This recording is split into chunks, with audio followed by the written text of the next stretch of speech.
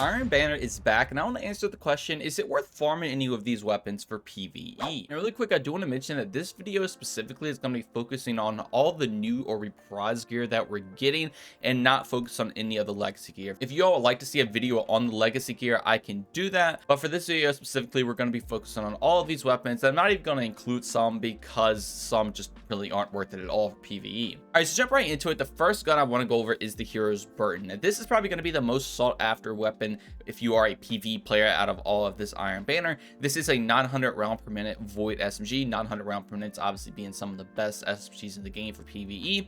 And in these first two columns, I always just recommend go with whatever feels good for you. If you want more range stability, just go with whatever makes the gun more enjoyable for you. Now, in the first column though, as you see, we don't have many perks that really are that good for PvE except Feeding Frenzy. Now, obviously Feeding Frenzy is a very strong perk. If there's only one good PvE perk in the first column, this is definitely one of the PvE perks you want it to be. So when you get kills with this weapon, it's going to get a stacking reload speed increase, which means you could just reload the gun very fast. Now in the second column, you do see we have things like kill clip, which could be really good now that you can constantly reproc it over and over again.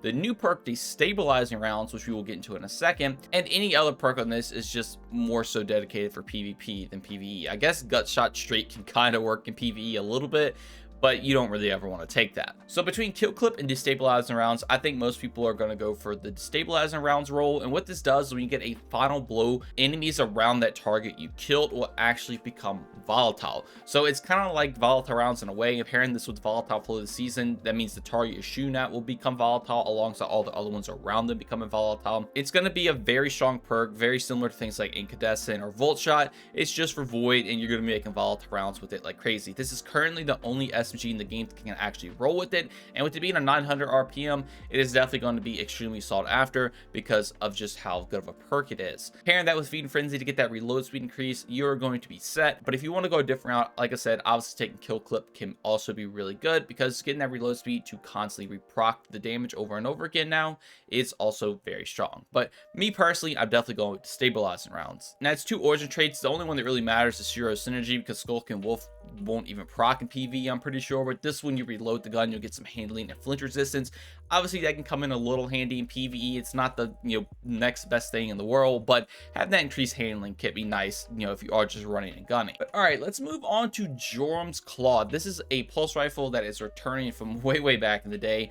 It does have some new roles though, and for PvE specifically, you have things like Outlaw, and that is pretty much it in this first column. I guess you could kind of make things like Gutshot straight work, like I said, on Hero's Burden, or even Encore, I guess, could technically work, but Outlaw is going to be your best way to go. You get that precision kill, you're going to get that increased reload speed.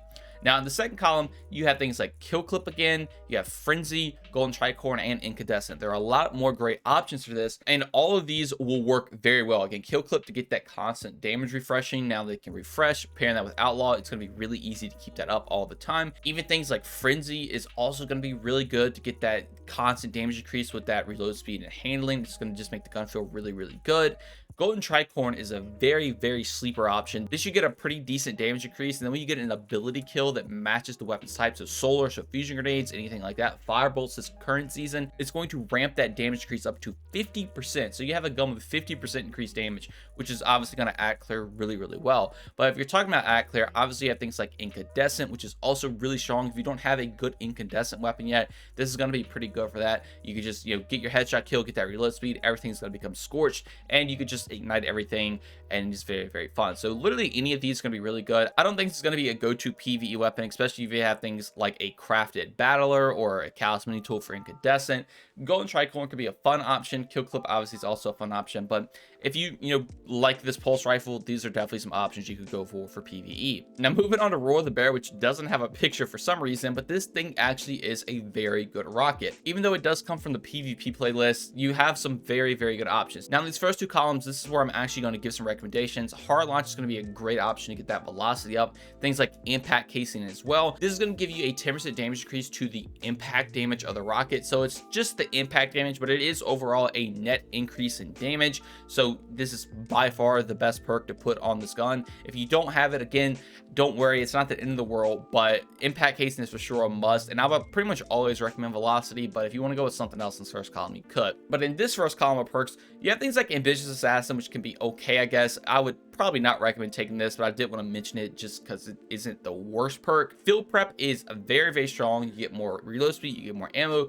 Demo is really good for a Starfire Warlock, and then tracking module is also not a bad option if you just can't hit your rockets that much. Now, in the second column, you have things like Vorpal, which is obviously really good for a damage increase, but I do want to note that if you are trying to rocket swap with Vorpal, you will not actually get the damage increase if you're not holding the rocket launcher when the rocket hits. So if you are running Vorpal, always make sure to just try to unload your rockets and while the rocket is out, so you can always get that damage increase. Now, you also have auto loading, which is obviously really, really good as well. You can just put the gun away, and most of the time auto loading is in the left column, and this time it's on the right column, so you can come up with some crazy combinations with that. Cluster bombs, I guess, is an honorable mention, but no one ever really runs this, so I wouldn't recommend it. Lasting impression is another great option. Pairing that with something like Vorpal, these are going to be your best damage increases. And chain reaction incandescent if you want to act clear, but you're not running a rocket for act clear, let's be honest. So the combos you can kind of go with this are things like field prep Vorpal. So, you can have your solar surges now with the solar rocket. Field prep's going to give you that reload speed. You can dump all the rockets out. You have some extra rockets. Vorpal's giving that damage increase. Even things like lasting impression, you can just constantly shoot a bunch of rockets on an enemy, let them stick there. A role I personally have and I enjoy a lot is demo lasting impression, because this will give a 25% damage increase. And you run this with Starfire, you're essentially just going to be able to sling these rockets everywhere. They're just going to stick to the enemy. They're all going to blow up with fusion grenades. You're igniting. It does a lot of damage. Now, if you don't want to go a damage increase, even things like field prep, auto loading is still really, really good. You can obviously just shoot a rocket, let the thing auto load in the background, come back, it's reloaded. You have extra rockets to play around with.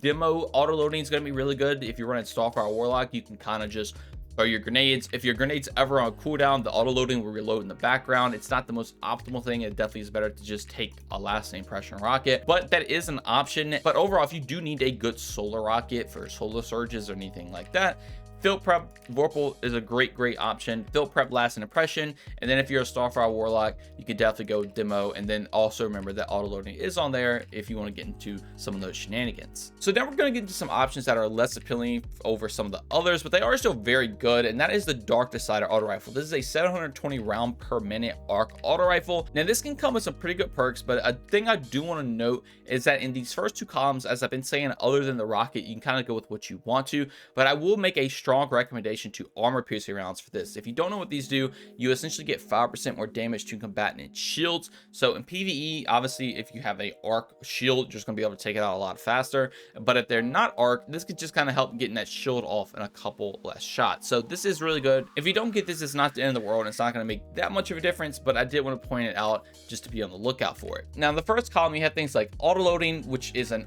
okay option, but it's a primary weapon, so you're really not going to ever use it that much. And then subsistence is probably going to be your best go-to option, so you get kills, you can just constantly reload the gun over time. Now, the next column, you have things like Volt Shot, which obviously when you get a kill and reload the gun, you chain lightning everywhere. It is one of the strongest perks in PvE still. It is very, very good, but you also do have access to things like Golden Tricorn, which again will give you that huge damage increase if you are getting ability kills, and then Dragonfly to get some ad clear, so you could just proc Dragonfly. And if I'm not mistaken, I'm pretty sure Dragonfly will actually proc subsistence, which is a fun synergy. Now, origin trait wise, it does have Vice Stinger. Again, Skulking Wolf doesn't matter as much, but Vice Stinger will let you reload some of the magazine after you're constantly doing damage. This did get nerfed, but it is still a really good origin trait. So having that is going to be really, really good with the gun that already has 50 in the magazine. You could also pair this with something like extended mag and subsistence, so you can just have as much ammo as possible. You're constantly reloading the gun, and you never actually have to manually reload it yourself. The gun's just kind of always doing it for you. And with this setup specifically, I want to recommend Volt Shot, but since the whole point of this is to just never reload the gun, it's going to be more tedious to proc Volt Shot. But if you kind of just obviously manually reload it from time to time, you can get that Volt Shot proc. But I honestly would not recommend Volt Shot if you are going for this specific role. I would almost recommend things like Golden Tricorn just to get a damage increase, which is going to be very nice, or even Dragonfly again to play into that reloading with subsistence and get that ad clear. The problem with Volt Shot on this weapon is, like I said, you don't have any reload perks in this column other than the perks that just reload the gun itself, so auto loading and subsistence. So it's hard to get the manual reload off to proc Volt Shot. But if you need a Volt Shot weapon, you don't have a IQless SMG or anything else, this is a good primary option for that, so be on the lookout for it because it can put in some work. Now we have Gnor's Axe, which is a arc slug shotgun, and this can actually come with some pretty cool things. Now in the first column, you have things like threat detector, since you're up close and personal with a shotgun anyway, give reload speed, auto loading, which is also going to be really good. Just, you can shoot all your shots out, let it reload for you over time. Surplus isn't a bad option, but that is in the first column. In the second column, you have things like Vorpal, which is obviously good for getting a damage increase, and then Bolt Shot, which is a fun option because obviously this is a shotgun, so you can kind of shoot one shot, reload the gun, you're immediately going to have Volt Shot, and you can kind of just have Volt Shot spamming everywhere. And if you don't know the way Volt Shot works, there actually are tiers, and depending on what gun shoots the Volt Shot, it will actually do more damage. So obviously, since this is a special weapon, it would do more than a primary, so that is something cool to note, since you can kind of always have it procced all the time. So I think a pretty clear outlier talking about that specifically are definitely going to be things like threat detector and Volt Shot. You get that reload speed increase, you can constantly just keep reloading Volt Shot in over and over. If you do want to go the route of auto-loading Vorpal, if you don't have a good slug shotgun that can take out some tankier targets and do some extra damage to a boss, this is going to be good. But what sucks with this is that Assault Mag does not roll on this, so you cannot get that increased rounds per minute, unfortunately. But if you do want to take something like an extended mag with auto-loading, that can still be pretty good. But I would almost recommend just getting any other shotgun that can get auto-loading Vorpal with Assault Mag, because it's just going to be better. But if you don't have one, this is going to be a good option for that. I think the fun role for me personally is going to be threat detector, Volt Shot, and again with the origin traits, you do have Shuro synergy, so you get that handling increase that you're always going to be reloading anyway for a Volt Shot. That could be pretty fun. Now the final gun I want to go over is Bite of the Fox. This is going to be a high impact aggressive frame kinetic sniper rifle, so if you don't have something like Succession from the Deepstone Cryptorate, this is going to be a pretty good option for you. This thing can roll things like Rapid Hit, which is not bad, and Envious Assassin, which is going to be probably the go-to perk. You get kills with other stuff, it's going to overflow the magazine, it's going to reload the gun for you too, so it can kind of work as like a mini reconstruction in a way. Then in the next column, you have things like Explosive Payload, which could be pretty good, and Vorpal is going to be your next best option. So if you want to go like Rapid Hit Vorpal for a DPS option, you could absolutely do that, but the problem is if you're running a sniper for DPS, one, they're just not the greatest in the game right now for that, and two, you should just run a rapid fire frame since they have the higher DPS. But if you want to have this more of just taking out tankier targets and GMs, definitely go with Envious Assassin. This is going to let you overflow that magazine like crazy, and I would highly recommend running an extended mag to help with that, so you can get as much ammo in this as possible while also getting a nice damage buff. Vorpal's obviously going to be a very good perk for that, but if you want to run Explosive Payload, this is also not even that bad of an option. This thing can definitely put in the work. It's more of a workhorse style weapon, and if you just want a gun to just take out tankier targets and GMs, like I said earlier, this could be pretty good for you. The unfortunate thing is that it does not have any origin trait to really take advantage of anything.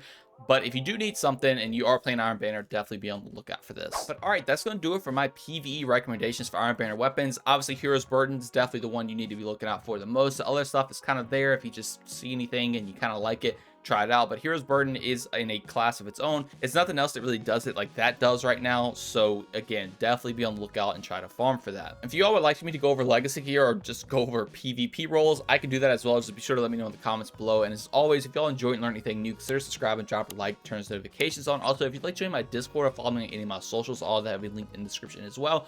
But just know watching this video is way more than enough, and that every single bit of support from you all is truly appreciated. Thank you all so much for watching this one, and have a great day. Peace.